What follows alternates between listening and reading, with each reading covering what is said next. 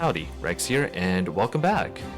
As I mentioned in the final episode of Sacred Stones, there is one last thing I want to talk about, and it is about me and Fire Emblem. More specifically, everything I'm gonna be talking about is gonna be somewhat relevant to every single Fire Emblem Let's Plays I'll be doing from here on forward. As for what I'm gonna be talking about, there are three things I want to talk about specifically. The first one being my Fire Emblem achievements. And what that is it'll give you an idea of how good or awful I am at Fire Emblem. Spoiler alert, I am really bad at Fire Emblem. The second thing I want to talk about is how I usually pick my teams. Now think about it, I don't know anyone who plays Fire Emblem, but I'm pretty sure everyone who's ever played Fire Emblem has their own methodology on what is that even the right word? Mythology? Their own methods on how they usually pick their units, right? So that's the appeal of Fire Emblem. Not everyone has the exact same team. Everyone's gonna have something varying depending on how they usually like to play or what their personal interests are. And I want to talk to you about what my personal interests are, and you'll see how my personal interests are going to influence what units I'll be using in the future. And the third thing I want to talk about, and this is the most important thing I want to talk about, is what games will I play for future Let's Plays. Because there are certain games that I cannot play, and I will explain why I can't play them, but there will be other games I can play for obvious reasons such as I just can. Alright, the first one is my Fire Emblem achievements. As I've mentioned multiple times before, I played a grand total of 4 Fire Emblem games, those being, in order, Awakening, Fates, Sacred Stones, then Echoes. And as for my greatest achievements, going from my easiest to my most difficult achievement, the easiest would be Echoes, where I played on the hard difficulty. In that game, there was only 2 difficulties, normal and hard mode. Beat the secret dungeon, which unlocks after you beat the main game, and it is way harder than the finale without DLC. That is my only greatest quote-unquote achievements in Echoes. Now I think about it, is it even possible to beat Echoes without grinding? Because the thing is, if you've never played Fire Emblem before, more specifically, if you've never played Echoes before, it plays drastically different compared to any other Fire Emblem game in existence. If you watch my Sacred Stones Let's Play, you would know that Fire Emblem is a chapter-to-chapter sort of game. Like, you go from one map, you do your struggle between your army and their army, and then you go to the next map, and the same thing goes on and on, right? Echoes is more like an RPG where you can travel into towns, talk to NPCs, explore dungeons, and whenever you encounter an enemy, it acts like an RPG where you need to approach them, and when battle initiates, then it becomes Fire Emblem. But otherwise, it's like an RPG.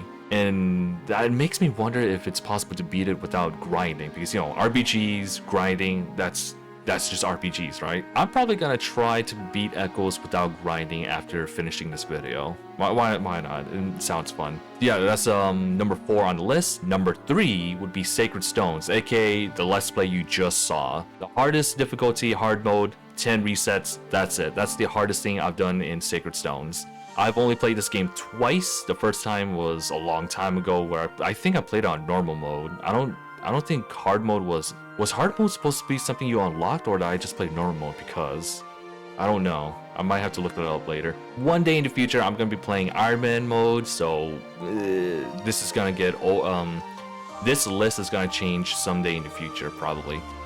The next hardest thing I've done, number 2, is Awakening Lunatic mode with restrictions. What kind of restrictions did I do? Let's see. I didn't grind.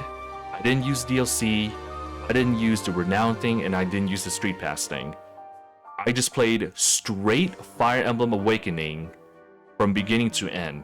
And you're probably thinking, oh, he probably did the Robin X Crom Nosferatu strat, right? No, I did not do that. Fire Emblem Awakening, Lunatic mode, Bear, normally. No exploits. I played it with a complete team from beginning to end.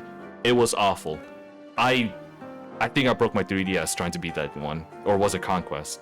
I forgot which one made me angrier. My number 1 hardest achievement that I ever done was beating Fire Emblem Fates Conquest, Lunatic mode, exact same rules as Awakening. That was a nightmare. To give you an idea of how hard Fire Emblem Fates Conquest is, whenever I look up people's top 10 hardest Fire Emblem games, a lot of people would consider Conquest to be within their top 3 or top 5 hardest Fire Emblem game of all time. And I did that. I beat Conquest Lunatic mode with restrictions. And in case you were wondering, I did not use the I don't know how you pronounce that word. I'm gonna put the word on screen. I want to see if you can pronounce it. I cannot pronounce it for the life of me. I don't even think that's English. But what that thing does that you see on screen is it allows you to summon units from previous playthroughs. So let's say you decide to make a really strong unit in one Let's Play. You beat the game, you save that unit for future use, and then you summon it in your current Let's Play, allowing you to, it's basically New Game Plus, right? Alright, the second topic I want to talk about is how do I pick my teams? This is going to be a fun topic. I had to think about this because I was thinking, like, how do I make my team? Like, why do I prioritize this unit over the other? And I think I figured out how I usually do it. Going from the least likely to most likely, starting from the very bottom of the list, number 5, is how long I've had the unit around. Essentially, let's say there's a unit you've had since the very beginning, as in, like, it is the first unit you recruit. Do you keep them around? For me, I don't care. There are people out there who would keep a unit around since the beginning because, you know, you've had them since forever. You know their strengths and weaknesses, and you've been building them up since for who knows how long, right? But for me, I would discard you the second I can find someone better than you. Well, quote unquote better, that's a harsh word, but someone I would prefer to use. And there are plenty of examples throughout my playthroughs where I have replaced so many beginning units. In Sacred Stones, you saw me replace essentially my entire team in the beginning. What was it? It was the Cavaliers, Vanessa, Gilliam, Mulder, Garcia, even Seth. I replaced everyone from the beginning. Then in Awakening, I got rid of my beginning army, which was Saul, Sully, Bike. I think the only one I kept around was Muriel and Virion, my mage and archer, but I only kept them around for like a couple of chapters before leaving them because the only reason why I kept them around is because they were like ranged units, but they couldn't stay with me. And then finally Fates, I think the only units I got rid of was in Conquest, wasn't it? In Conquest, I got rid of Arthur, I got rid of Odin, what was it, Niles? The archer, and Baruka, I think? I got rid of so many units in Fates. The only time this rule doesn't apply is in Echoes, where I basically kept everyone since the beginning. In Om's army, I kept everyone from the village. In Celica's army, I kept everyone from the beginning, which was May, Bowie, and Ginny, right? I think Ginny was on Celica's side. So yeah, this is the least likely least likely chance of me recruiting, keeping a unit around. So yeah, that's number 5. Sorry if I sound a little different. I am re-recording this because I wasn't wording this section correctly, so I'm gonna start over. Alright, so number 4, which is class preference. And by class preference, I'm talking about, do you prefer certain classes over others, or are there certain classes that you just don't like at all? And I won't lie, I am slightly influenced by certain classes. For example, I don't like Cavaliers. They never worked for me. I didn't like the Cavaliers in Awakening. I didn't like him in Fates. I didn't like him in Sacred Stones. Oh god, the only one I actually liked was Amelia, and even then she was awful. Another class I don't want to use at all would be Fighters. Yeah, just Fighters. The Axe guys, I don't like them. I don't know why. I think it's because they tend to have like not good speed or good accuracy. But at the same time, there isn't a class that I actually prefer because I'm usually on the whim. For example, Mercenaries. Sometimes I don't use them, sometimes I do. For example, Garrick, I did use him, as you can tell, but I also didn't use Gregor because I don't know. I didn't vibe with him.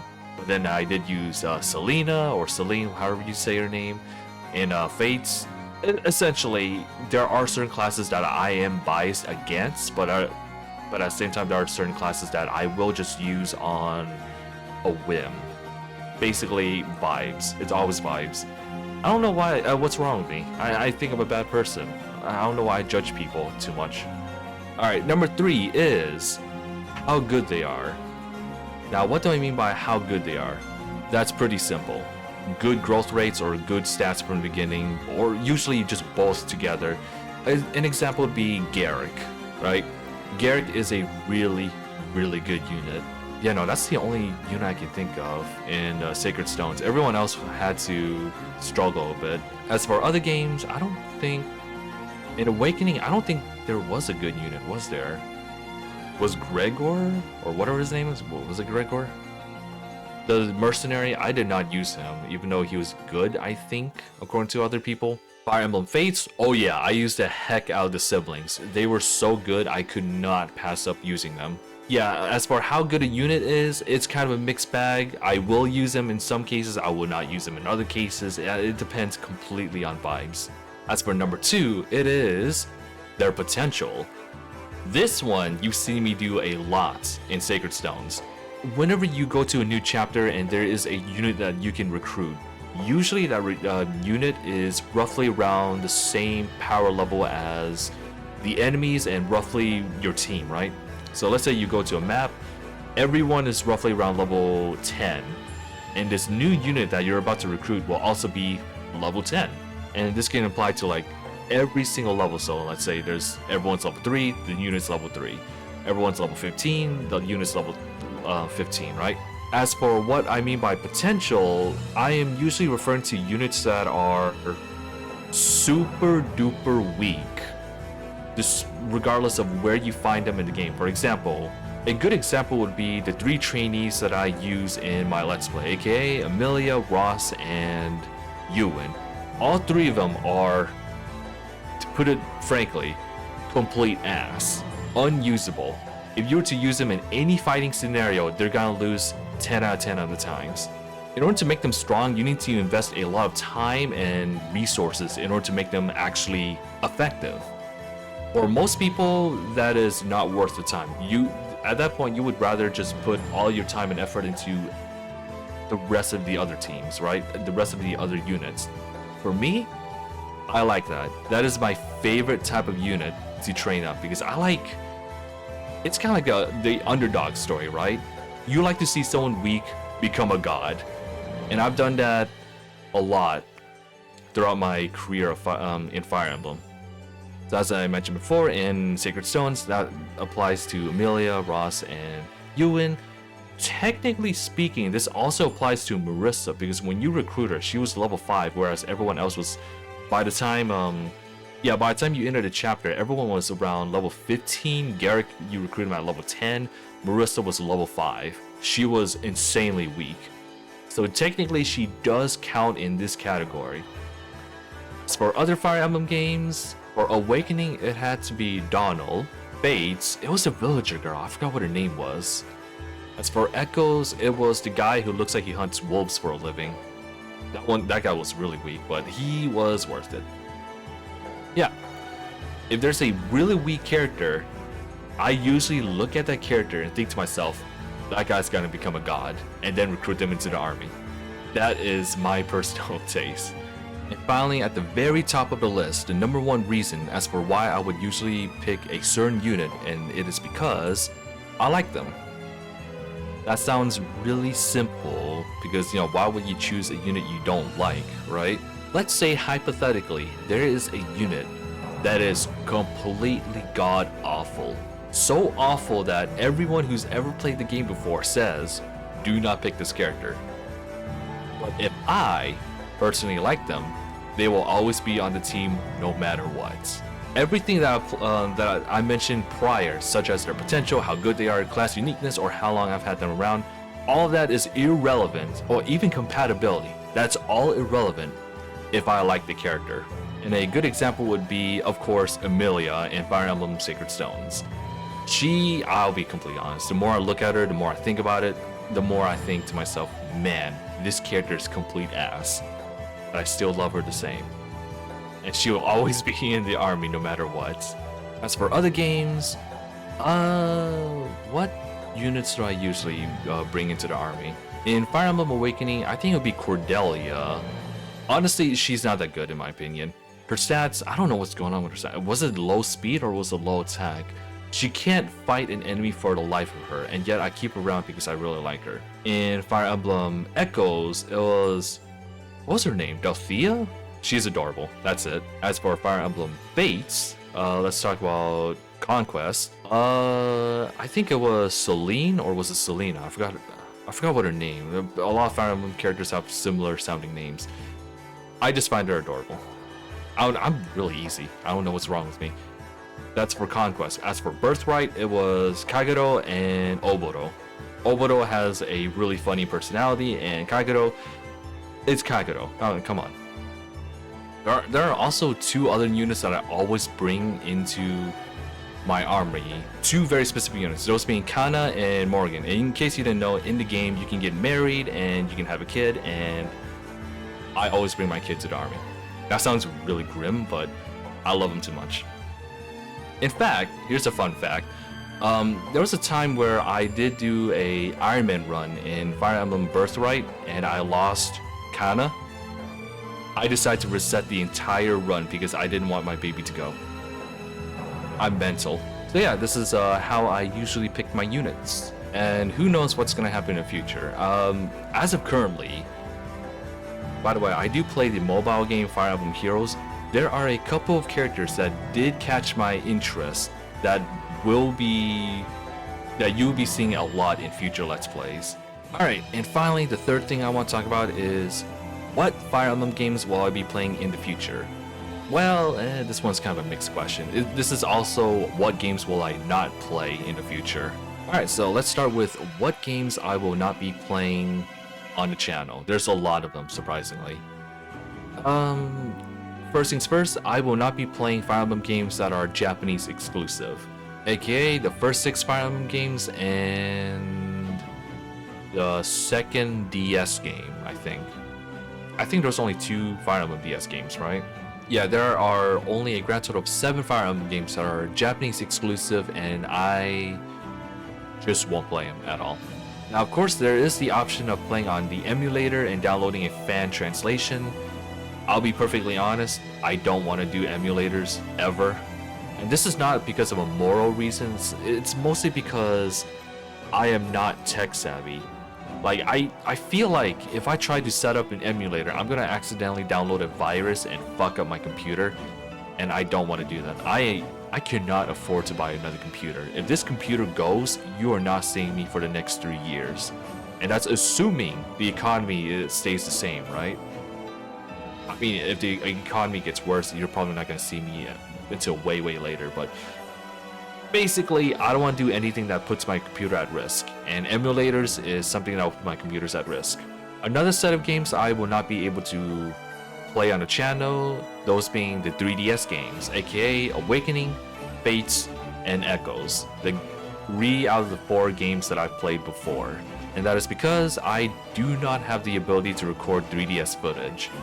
I know that you can ask someone to modify your 3DS and then download a certain software to record the Let's Play footage. I don't trust that. One, as I said before, I do not have the money to send my precious 3DS to some stranger I don't know and pray to everything that they don't fuck up my 3DS. And I don't trust the fact that I have to download a separate software just to record the footage, right? Yeah, no, that's way too much for me. So because of that, 3DS footage, no deal. And the last game I cannot play on the channel is Radiant Dawn on the Wii. That's because, as I mentioned before, I don't do emulators. I am poor because according to eBay, that shit costs hundreds of dollars. I don't have that money. Unless my YouTube channel pops off and I start earning revenue and I might buy Radiant Dawn. I don't know. I do have a Wii U so I can play the game. Who knows? But until then, I am poor. But yeah, no emulator, can't buy the game. And as of currently, Nintendo has not released a re-release of the game, to which I am so damn angry. Like, Nintendo, For the love of God, all you have to do is release a package of both Paths of Radiance and Radiant Dawn in a single Nintendo Switch 2 cartridge. I will buy it. I don't care what you do to it. It can cost $150 fucking dollars. It can be a limited time sale. I would buy it. Please do anything to give us that damn game. I don't want to go to eBay because some prick wants to exacerbate the freaking price. I think it costed like 300 somewhere else. I don't know where though. Last time I checked it was 100. It might be 300 now. I'm scared to look. So yeah, let me count this. That's 6, 7, 8, 9, 10, 11. That is 11 Fire Emblem games I cannot play on the channel. But putting those 11 games aside, I think I can play every single game and record them and do a let's play of them.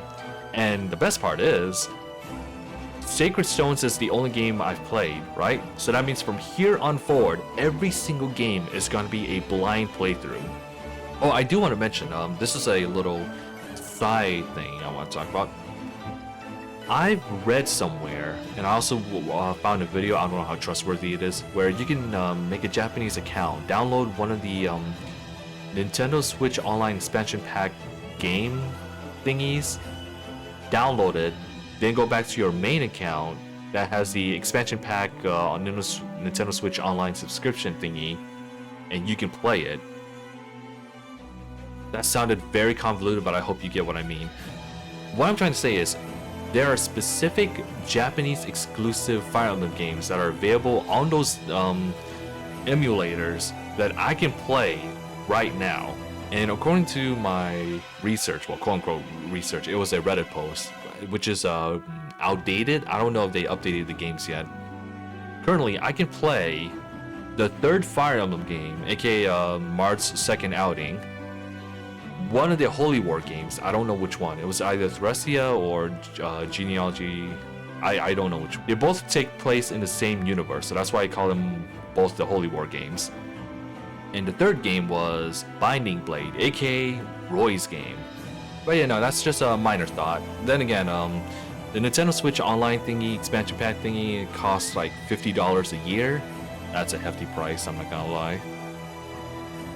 Who knows? As I said before, if my channel blows up and I start earning revenue, I could use the revenue used from my YouTube channel into these projects. But until then, that's gonna be on the back for later, assuming I ever reach that point. So yeah, that's everything I want to talk about, and hopefully you will come back to watch my channel again whenever I decide to do another Fire Emblem Let's Play. As I mentioned before, it'll be completely blind, so it might be a really fun experience to watch.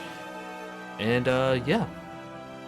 Till then, see you in the next Let's Play, next Fire Emblem Let's Play. I don't know, if you're watching this video, you're probably only interested in Fire Emblem. Hopefully you watch my other videos, but